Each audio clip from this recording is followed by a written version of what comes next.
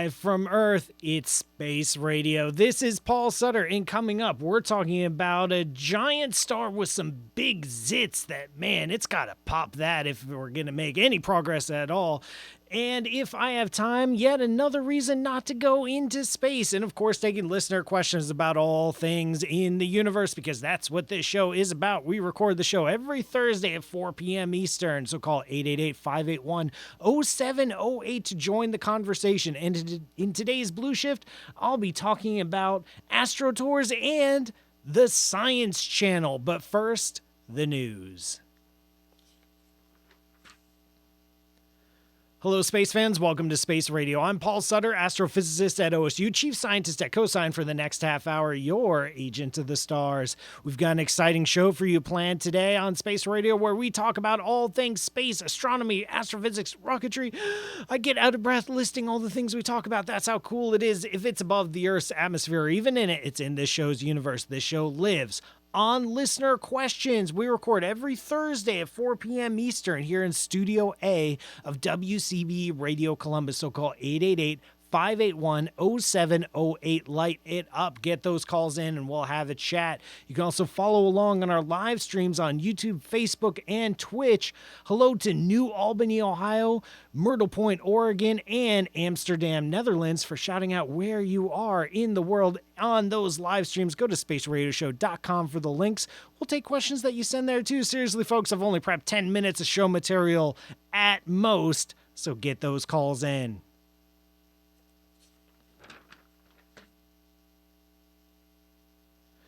Before I start taking calls, though, I wanted to share some interesting bits of news I caught recently. And the big thing that I saw, there was lots of news, actually, because the American Astronomical Society annual winter meeting is happening right now. I am obviously not in attendance because this show is way more important than any meeting of my colleagues, that's for sure. So there's a lot of news going on, but there's something that has caught my eye and it just jumped out. I just really liked it. It was a nice little story. It's probably not significant in the grand scheme of things, even the astronomical scheme of things, but it was just cool. There's the star. There's lots of stars. There's one star in particular. It goes by a few names: HD 212087, HR 8521, 161 Gruis, Pi 1 Gruis, a bunch of names. It's a red giant star. It is not much more massive than our own sun, about 50% more massive, but it's way bigger. It's swollen.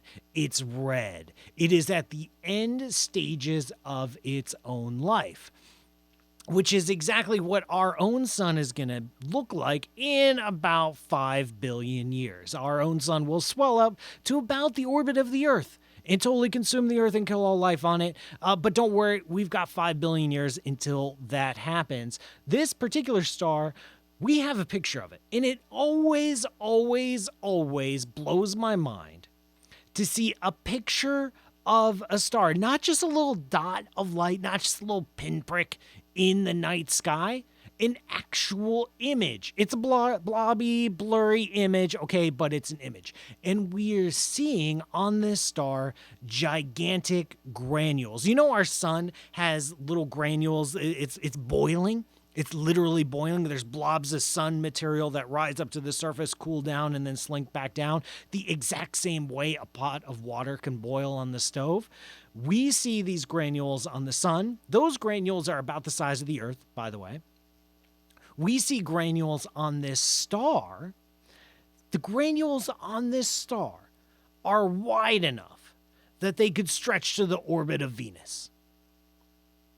Deliberate silence. Deliberate silence there. Greg, do not edit that out. I wanted that. Just let that moment sink in. There are blobs. There are granules on the surface of this giant star that themselves could reach from the distance of our own sun to the distance of Venus. That's how gigantic. And we suspect when stars are in their final life stages like this, they're incredibly chaotic. They're incredibly violent. They are boiling away, and they blow away their own material. So sun material itself detaches from the star, gets blown out into the system. If you've ever heard the term planetary nebula, that's exactly how these are formed, from stars at the end of their lives vomiting themselves out, turning themselves inside out, and we're catching this one particular star in the act. We're catching the star, doing it in real time. We can see it right there. I have it up on my computer, but it's obviously not in front of you because you're listening on the radio, so I'm trying to paint a picture with words. Imagine a blurry image that is slightly darker and slightly wider in some patches. Doesn't sound impressive, but it's the image of another star, okay? 530 light years away from the Earth. We have an image of the disk of the star itself. We can see the granules. We can see the boiling activity on the surface itself. Remember to call, please, 888-581-0708 to join the conversation today on Space Radio. That's the latest and greatest when it comes to space, but it's time for said conversation.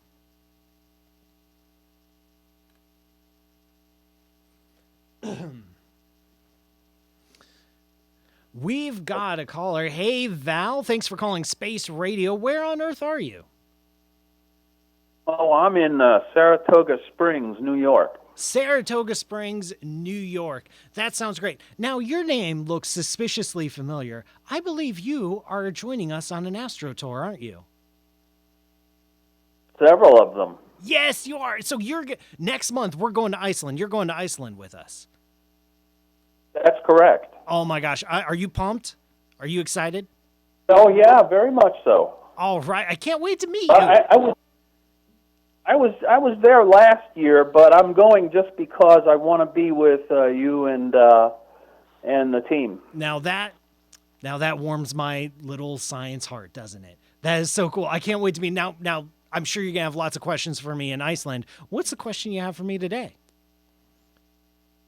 All right, I have like a good question and a little short one. So the good question is, can there ever be a helium white dwarf? And while you think on that, here's a little filler question. What are your 5 favorite cheeses? Oh, my. Oh, excellent. Excellent mix of questions. You know the secret. You know that I have a thing for cheese. I try not to bring it out in public too much. Otherwise, this would become Cheese Radio. And that's going to be a different show, probably hosted by Greg. But this is Space Radio, so I try not to talk about my cheese addiction. To get to the first question, a white dwarf. A typical white dwarf is the leftover remnant of a star like our sun, made of almost purely carbon and oxygen. So after our sun ends its life cycle, as it goes through 5 billion years of life, it does the big flare-ups, the red giant, it spews itself out into the system, creates planetary nebula. There's going to be a hunk left over, a chunk, about the size of a planet, and it's called a white dwarf. And so your question is, can a white dwarf be made of helium? So this is an interesting question. For much smaller stars. Yeah, exactly. So much, much, much smaller stars do not follow a similar life cycle like our sun. If you only have a 10th or a 20th of the mass of our sun, you're not going to have the same trajectory in life. You are going to burn hydrogen. You're going to fuse hydrogen for far, far, far, far longer. I'm talking trillions of years for some of the smallest stars in our universe to finally exhaust themselves. And you're absolutely right. They will never, ever, ever fuse into carbon and oxygen. They just aren't big enough. There's not enough energies there. But they will turn their hydrogen into helium. Bigger stars like our sun and even bigger ones go on to turn that helium into heavier elements like carbon and oxygen. But the smallest stars just don't have enough oomph. And so they will eventually turn into just lumps of inert, relatively glowy helium that will slowly cool down with the rest of the universe. The reason they're not common today is this takes a really, really, really long time. It takes a long time. The universe has only been around for 13.8 billion years. And if we're talking about processes that take a couple trillion years, we just need to hang on. Eventually, the universe will reach a stage where it will be populated by these helium-based white dwarfs, but not yet. Was that satisfactory Would to they you? be to electron? What am I talking about? The degeneracy. Are they going to be held up by electron degeneracy pressure? That is a very good question. So white dwarfs, the carbon and oxygen white dwarfs, like populate our universe right now that our sun will eventually turn into. If there's nothing to prevent gravitational collapse, gravity always wins. Gravity always likes to shrink stuff into tighter balls. You need something to force it apart. In the case of our sun, it's the nuclear chain reactions themselves releasing energy, preventing gravitational collapse. In something like a white dwarf, it's this cool quantum mechanical effect where you can only shove so many electrons into a box and preventing a star from becoming smaller. And when it comes to a helium dwarf that will start appearing a trillion years from now or whatever, I'm guessing. I'm not running the numbers, or I'm trying my best to run the numbers in my head right now. I'm guessing that yes, those will be at least partially supported by a form of helium pressure. We've got to go to a break in a little bit, so I want to get to your cheese question. And you're very smart to ask for my top 5, because if you were to ask me for my top number 1, it'd be very, very hard to get it. One of my favorite cheeses is Comté. It's a French cheese. I fell in love with it when I lived in Paris. I ate Comté, I want to say at least every day, more likely 2 or 3 times a day. One of my favorite cheeses. I'm also a big fan of Scamorza Fumato, if I'm saying it correctly, which it's been a couple years since I've last encountered it. It's like mozzarella, but a little bit hardier and also smoked. And it's treated the same way like mozzarella, and it's really yummy. I have a hard time finding a cheese that I don't like. And unfortunately, I have to end it there because we do have to get to our break. Thank you so much, Val. Excellent questions. And no Jonathan H. on the live stream. As much as I would like to, I'm not going to make cheese radio a thing. It's only going to have to live in our imaginations. Remember, this is Space Radio. I'm Paul Sutter. You can call 888-581-0708 to join the conversation. And this show is brought to you by you and also cheese. Visit patreon.com/PMSutter to learn how you can support the show. Or you can just mail cheese samples to P.O. Box 3322, Columbus, Ohio, 43210-3322. That's for cheese samples. For money, go to patreon.com/PMSutter.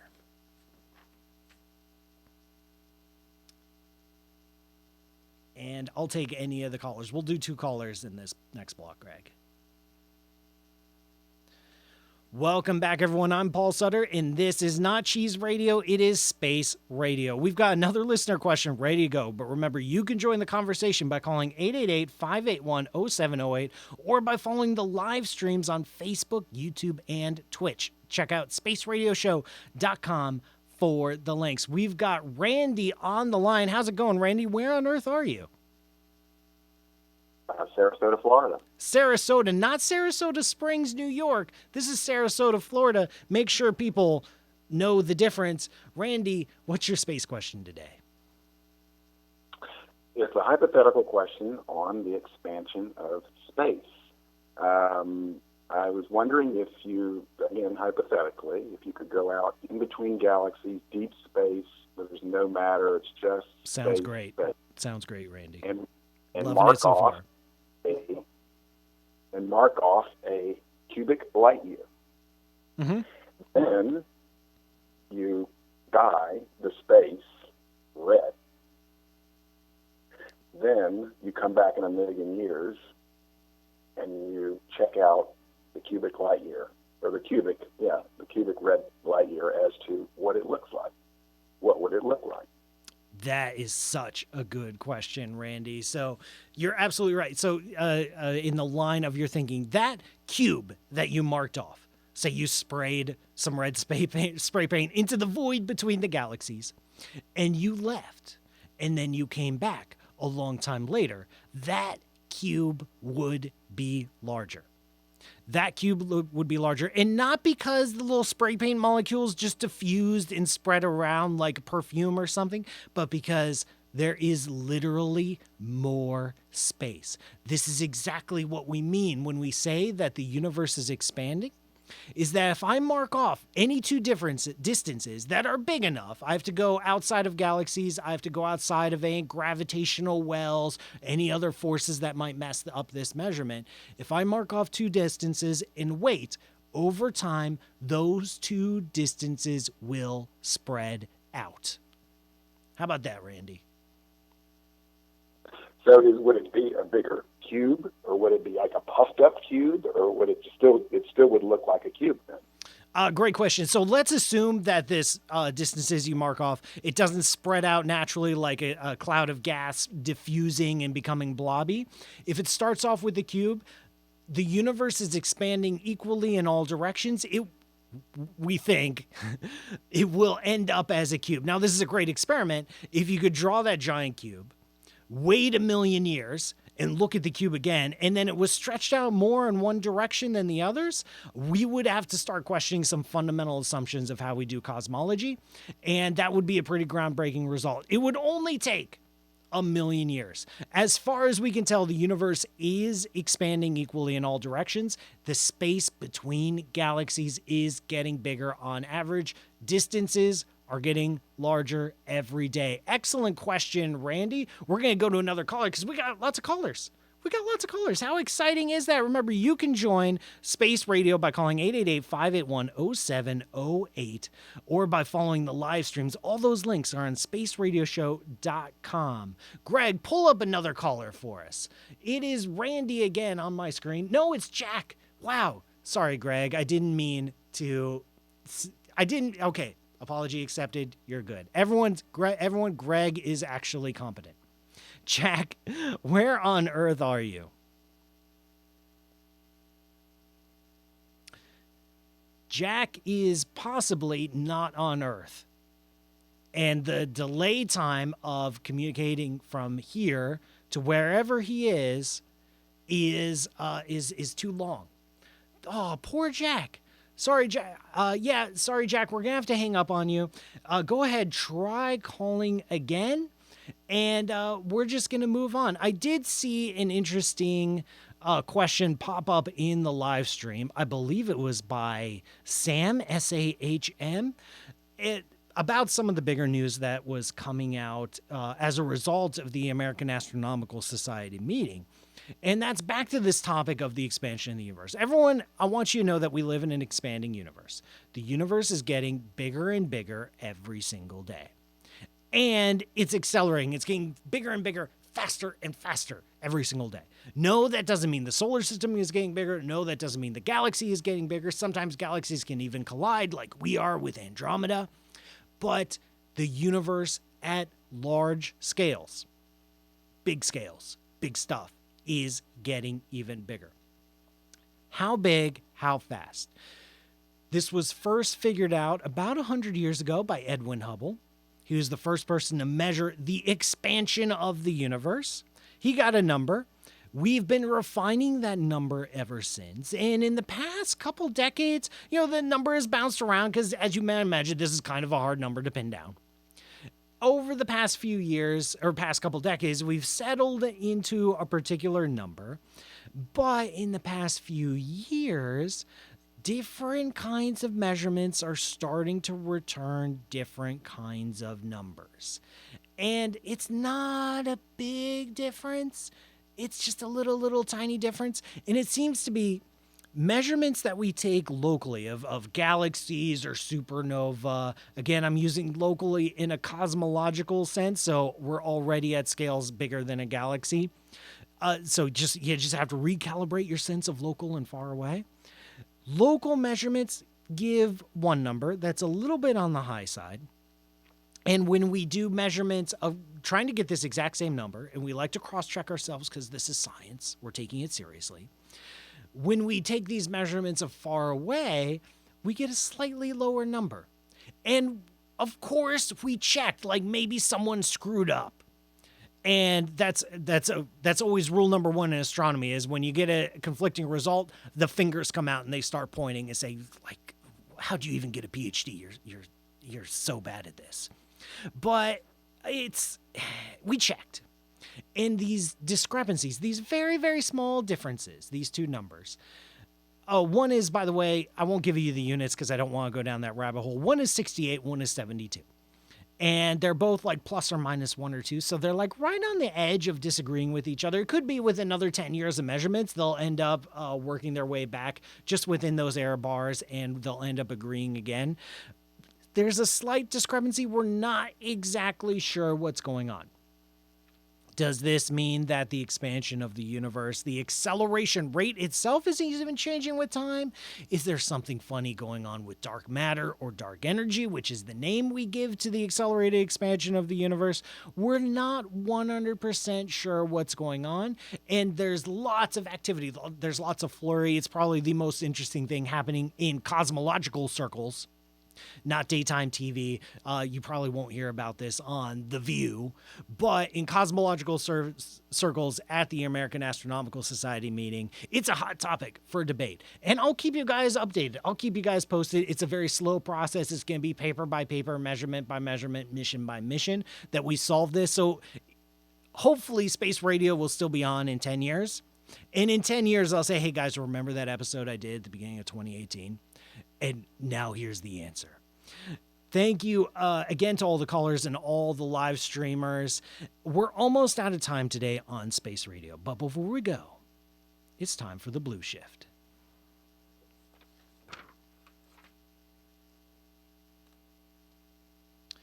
I'm Paul Sutter, and you're listening to Space Radio, and this is the Blue Shift, my opportunity to get a little bit closer to you. And there's two things I want to talk about in today's Blue Shift. Yes, live streamers, I see you begging me to answer your questions. Come back next week, okay? And call in. You have a much better chance of getting your question answered if you call in, because live streamers, I love you, but you talk too much, and I can't keep track of you while I'm trying to do a show. I'm sorry.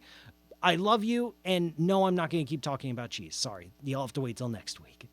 Two things. The first caller, Val Parks, it's very cool that he called in because he's joining us on Astro Tours. These are the tours that I lead around the world so that we can all experience science together. Our first trip is in February in Iceland. We are doing a cruise in September, the Caribbean. And in December, what I want to tell you about, in December, we're going to the Atacama. We're going to the Atacama Desert, one of the darkest, driest places on Earth.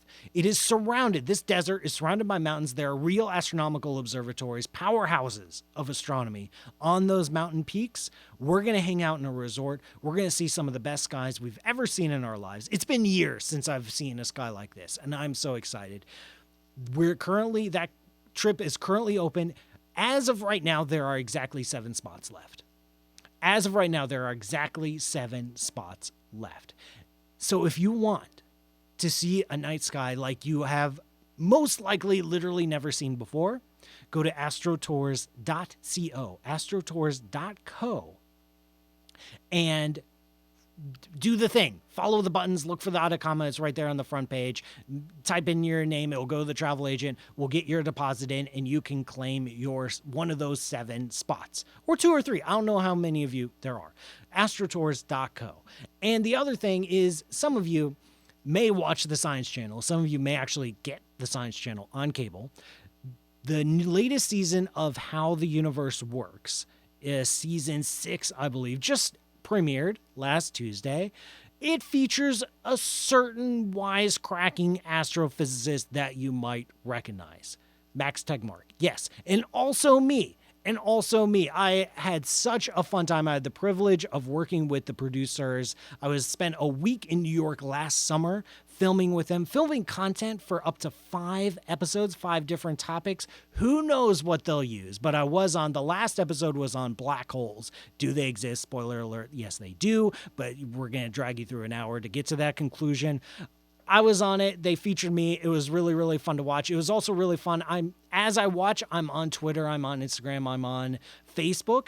So I'm kind of live tweeting it, my reactions, my thoughts, taking any questions you have. It's every single Tuesday, 10 p.m. Eastern. Go ahead and watch. Even if I'm not on it, I promise it's probably going to be a good show. So tune in to How the Universe Works on the Science Channel and have your mind blown. And unfortunately, this broadcast is almost done. Thank you for joining me on this voyage of space radio. Once again, I'm Paul Sutter, and this show is brought to you by the Ohio State University Department of Astronomy. Learn more at astronomy.osu.edu. This show is also brought to you by you.